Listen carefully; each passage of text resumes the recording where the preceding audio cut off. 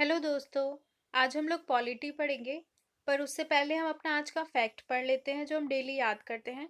तो इंडिया और यूएसए के बीच जो मिलिट्री एक्सरसाइज होती है, मतलब दोनों की जो मिलिट्री है वो मिलके जो साथ में एक्सरसाइज करती है, प्रैक्टिस करती है, वो उनके नाम क्या है? तो उनके नाम है युद्ध अभ्यास एंड टाइगर ट्रायम्फ।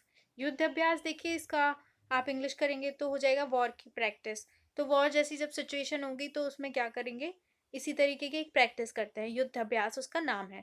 और दूसरी है टाइगर ट्रायम्फ। ट्रायम्फ मतलब होता है ग्रेट विक्ट्री। तो मतलब टाइगर की जीत ऐसी समझ लीजिए। तो ये मतलब क्या नाम है इंडिया और यूएसए की मिलिट्री एक्सरसाइज जो होती है मिलके, युद्ध अभ्यास एंड टाइगर ट्रायम्फ। चलिए अब हम अपना पॉलिटी का टॉपिक देखते हैं, संविधान निर्माण की ऐतिहासिक पृष्ठभूमि, हिस्टोरिकल बैकग्राउंड। देखिए इस टॉपिक से क्वेश्चंस बहुत आते हैं, हिस्ट्री में भी आ जाते हैं और पॉलिटी में भी आ जाते हैं। और ये थोड़ा कंफ्यूजिंग हो जाता है क्योंकि इसमें एक्ट बहुत सारे हैं, तो इसीलिए मैं ये आपको पढ़ा रही हूँ पहले।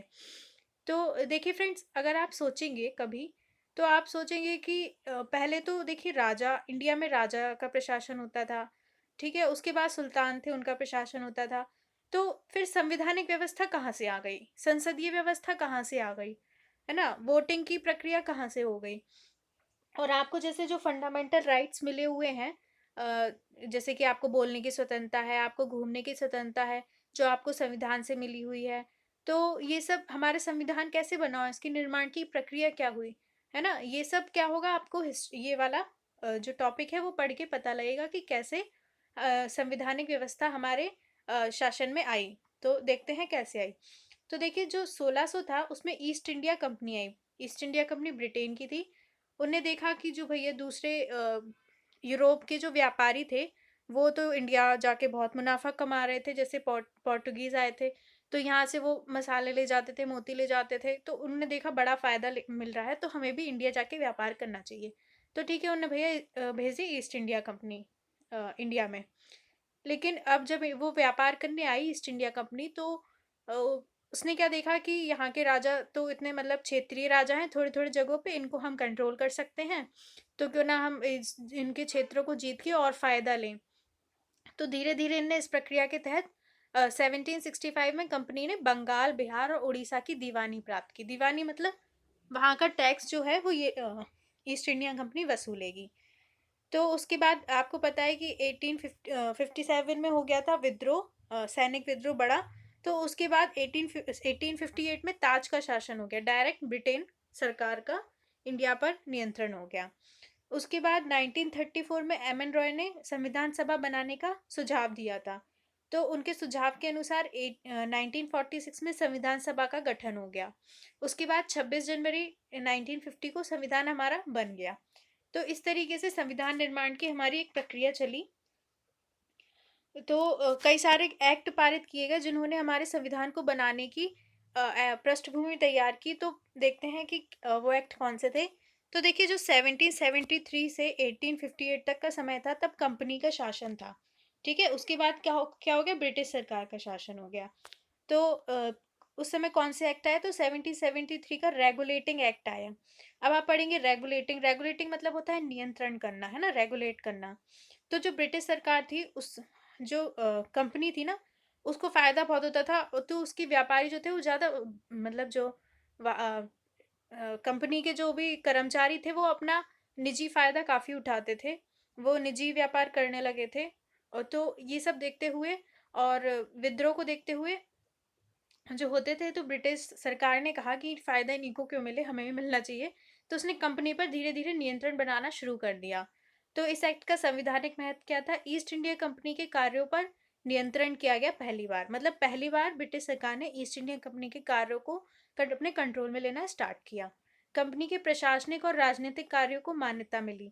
मतलब इनके प्रशासनिक और जो राजनीतिक कार्य थे उनको ब्रिटेन सरकार ने अपनी तरफ से मान्यता दे दी। ठीक है, भारत में केंद्रीय प्रशासन की नींव रखी गई। देखिए सेंट्रल जो था गवर्नेंस, उसकी नींव रखी गई। देखिए पहले ना छोटे छोटे इंडिया में जगहों पे छोटे छोटे क्षेत्रीय राजा हो गए थे, राज्य हो गए थे उस समय पे। तो अब क्या था, एक सेंट्रल वो था पूरा केंद्रीय प्रशासन इस एक्ट के बाद से।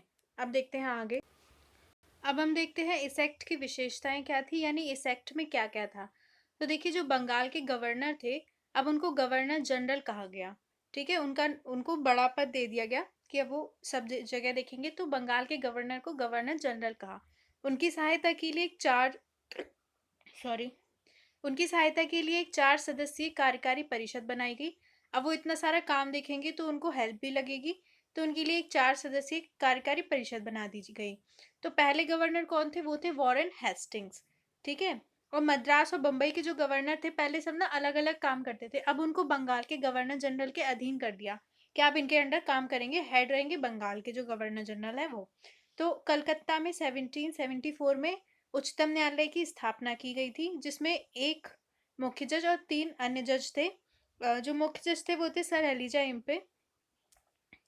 और बंगाल के जो कर्मचारी थे उनको निजी व्यापार करने, मतलब जो बंगाल के कंपनी के कर्मचारी जो थे वो ना पर्सनल ट्रेड करते थे और फ़ायदा उठाते थे, और वो उपहार भी लेते थे राजाओं से ज़्यादा। तो इस पर प्रतिबंध लगा दिया गया कि नहीं, आप ये कार्य नहीं कर सकते हैं अब से। आगे देखते हैं।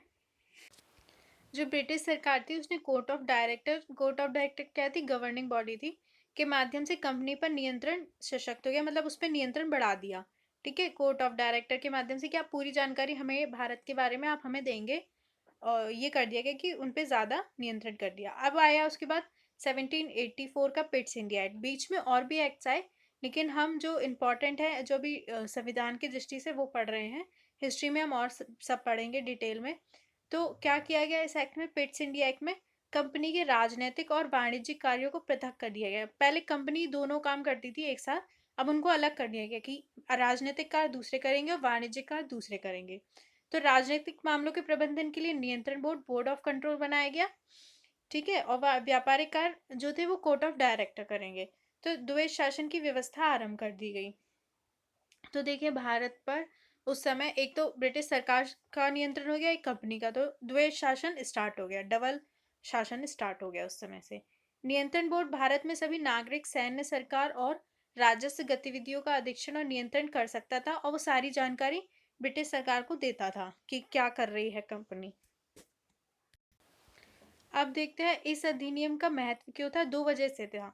भारत में कंपनी के अधीन क्षेत्र को पहली बार ब्रिटिश अधिपत्य का क्षेत्र कहा गया। मतलब इससे पहले नहीं क्या था, इससे पहले कंपनी का नियंत्रण था, लेकिन अब क्या, ब्रिटिश अधिपत्य का क्षेत्र, मतलब ब्रिटिश के अधीन क्षेत्र है ये। और ब्रिटिश सरकार को भारत में कंपनी के कार्य और उनके प्रशासन पर पूर्ण नियंत्रण प्रदान कर दिया गया। ठीक है। तो अब ब्रिटिश सरकार थी, उसको जो कंपनी काम करेगी, जो ये प्रशासन करेगी, उस पर वो पूरा नियंत्रण रखेगी। तो यहाँ पर मैंने आपको एक क्वेश्चन दिया है कि किस वर्ष रेगुलेटिंग एक्ट 1773 के तहत कलकत्ता में सर्वोच्च न्यायालय की स्थापना की गई।